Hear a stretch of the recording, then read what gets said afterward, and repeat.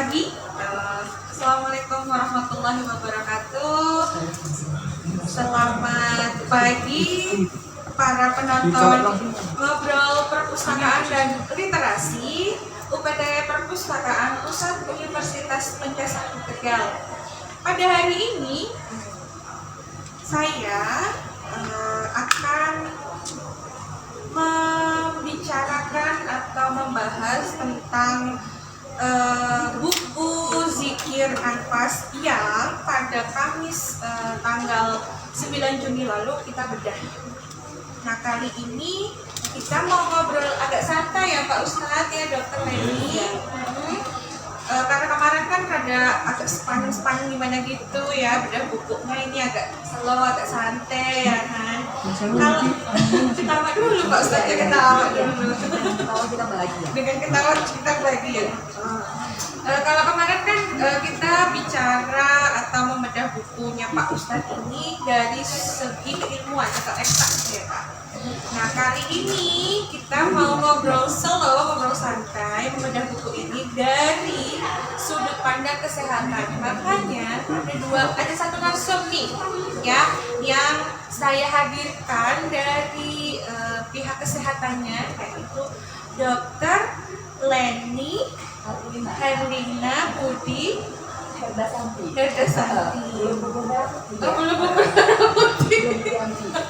Selaku dokter dari Klinik Pratama Universitas Mencasakti Tegal.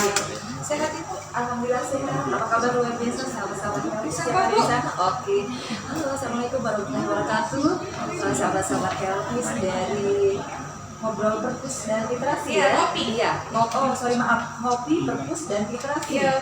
Oke, luar biasa hari ini tentunya syukur dirasa putus kepada Allah SWT yang tidak pernah lelah memberikan karunia-Nya untuk kita di tengah endemi yang tentunya tetap menuntun kita untuk selalu protokol kesehatan.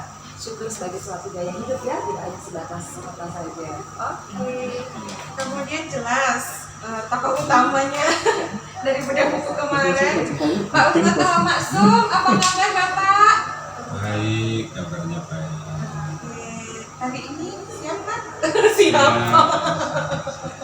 Pak Ustadz siap, kami yang gemeter gitu ya. Saya yang gemeter dong. Di tengah-tengah bisa gimana nggak gemeter? Dokter Leni, Pak Ustadz Tawa. Udah saya duduk diem aja deh manis. Oke, kita mau langsung atau gimana? Atau ada apa? Yang jelas nggak ada door prize soalnya. Nggak ada door prize, tapi kalau mau sumbangan buku, ada sumbangan buku nggak? Oh, ada. Bukunya Pak Tawa Maksum. Ada, kalau ada yang berkenan hadiah buku Zikir Anfas ya Pak, silahkan menghubungi UPT Perpustakaan Pusat, kami kasih gratis. Iya Pak? Oh iya. Oh itu Pak Kabid Perpusibda Kabupaten Tegal bilang siap gitu memberikan hadiah buku. Oke, kita langsung masuk ya. Ini saya tak deg-degan sebenarnya. Nanti aja. Nanti aja. Kok Tarik nafas katanya deg-degan sih Pak? Katanya nyantai, Pak. Oke, Dokter Leni, nanti kita pancing memancing ya. Oke, siap. Kita pancing memancing. Dokter, waktu saya berikan buku dan juga tawaran untuk menjadi narsum membedah buku ini, apa sih yang terpikirkan kok langsung yes aku mau gitu? Masya Allah sekali saya bisa berjumpa dengan orang buku yang biasa Bu. Kita bisa banyak belajar dan kita bisa bicara dari dua sisi. Kalau keimanan itu kan satu sisi yang subjektif tidak bisa diukur ya Bu. Abstrak tidak bisa diukur, sedangkan kalau kedokteran itu suatu yang saintifik. Itu harus ada angkanya, harus ada berdasarkan data-data. Nah itu kalau ini kita kombinkan. Insya Allah biasa saya bisa banyak belajar. Maafkan berdua mungkin dari segi keimanan. Tapi kalau kita bercanda masih diragukan Bapak. Jadi dari sini mudah-mudahan bisa membuat tidak hanya kami, tapi juga pendengar sahabat-sahabat kreatif yang ada di sana semakin meyakini bahwa zikir itu ternyata manfaatnya luar biasa. Tidak hanya dari segi keimanan, tapi juga kesehatan juga aku. Itu dua-duanya suatu kolaborasi yang Oke. Tadi masalah keinginan kenapa kita salah apa soalnya Oke. Kok bisa dokter langsung yes tuh kenapa? itu tadi kesempatan luar biasa. mohon maaf saya memang sangat sungguh nih untuk beberapa materi kesehatan, tapi yang langsung berhadapan dengan narasumber tadi yang dua sisi, seperti satu keping mata uang ya, satu kedokteran tadi harus saintifik, sementara yang satu keimanan itu abstrak tapi harus berhubungan dengan Allah Subhanahu wa Ta'ala. Itu satu hal yang satu dua saya jalani itu sendiri. Pak Ustadz, Ya. ini saya mau bertanya. Kalau kemarin bedah buku itu kan saya melihatnya itu bagaimana sih zikir itu salah satunya bisa membantu otak ya untuk tidak terlalu berpikir berat dan terlalu terfokus pada masalah. Nah, ya, karena kadang kalau kita terlalu fokus pada masalah, yang ada kalau nggak stres depresi. Saya pengen tanya, dan kemarin kan nggak terlalu paham dan detail saya lihatnya. Oh iya. Bisa dijelaskan lebih detail nggak? Ada kaitannya tidak zikir nafas, kemudian anti stres, anti depresi, pengaturan nafas dan sebagainya? Bisa dijelaskan nggak lebih detail lagi? Oh, sangat bisa sekali. Kebetulan kita ngobrol nyantai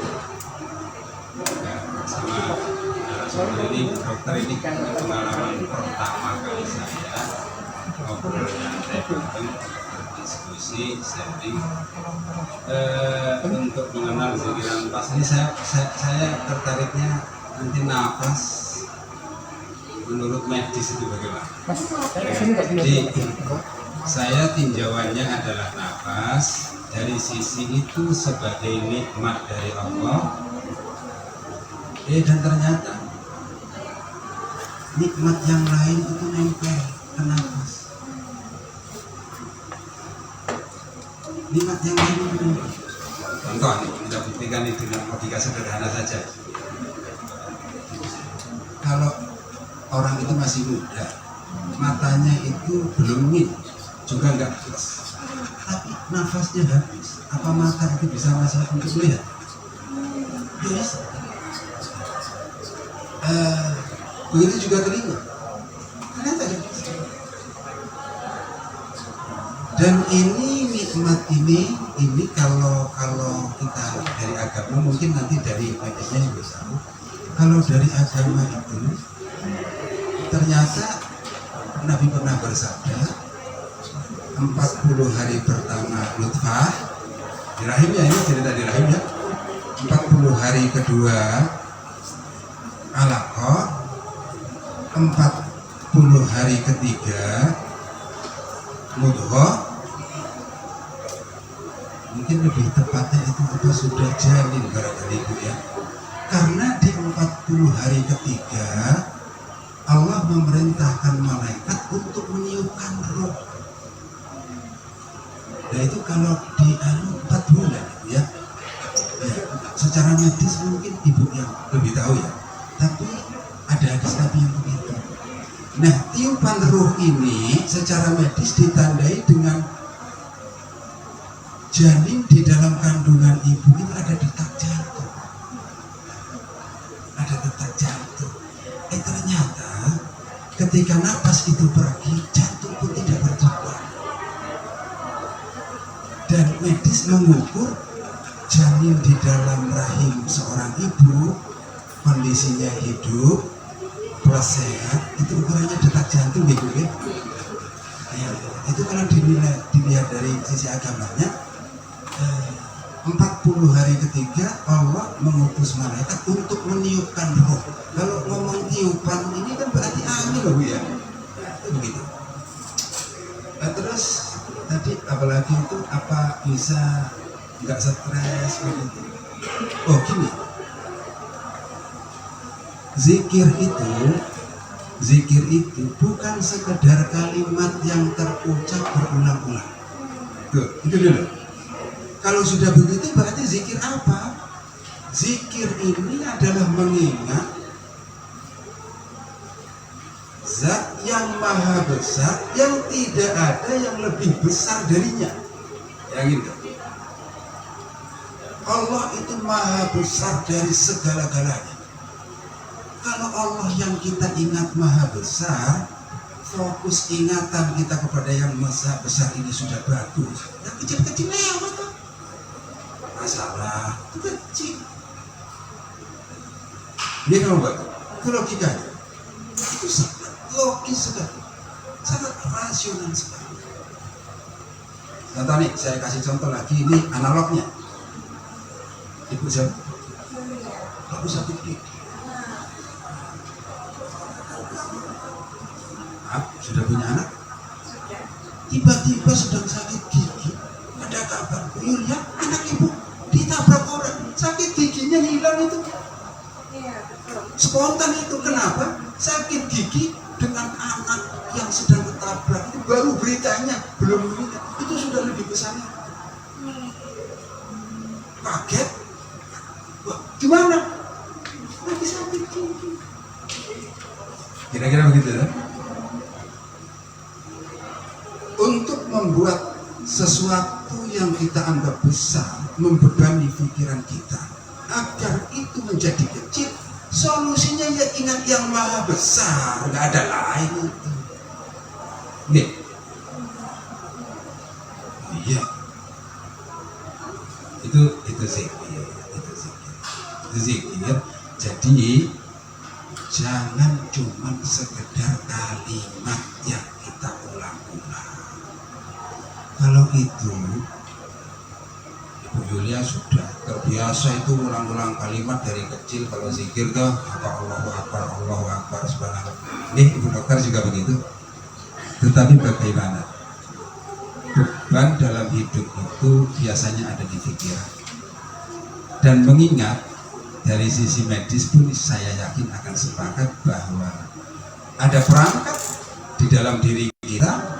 Perangkat itu otak secara zahir, di sana ada membran, dan agama mengatakan di situ Allah titipkan akal. Fungsi akal itu dua: berpikir, penalaran, berzikir, mengingat.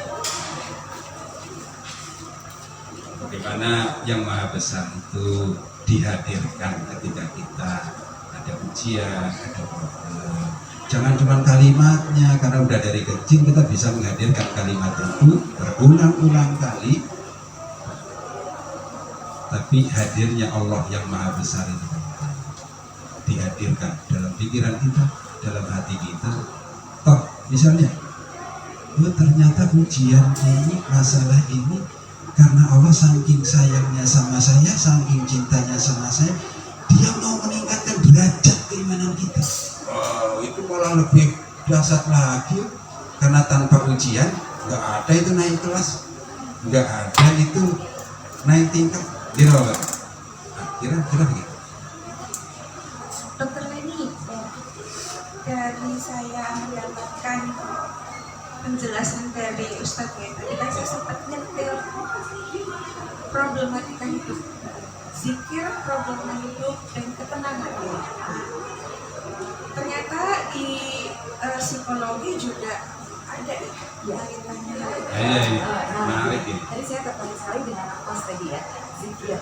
Kalau zikir yang lainnya tidak memfokuskan pada orang yang positif, yang ternyata manfaatnya banyak ya. Dari sini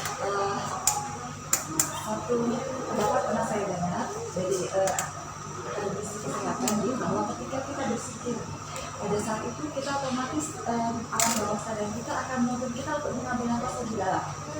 Berarti semakin banyak oksigen yang kita hirup. Kemudian lisan yang kita keluarkan itu ini pelan, ya, karena kita lebih mementingkan di dalam hati dia Bapak ya. Nah, itu sehingga karbon dioksida yang dihasilkan juga lebih sedikit. Jadi banyak oksigen yang masuk, karbon dioksida yang dihasilkan sedikit, otomatis yang tersimpan dalam tubuh berupa oksigen tadi banyak disalurkan ke dalam organ-organ ini.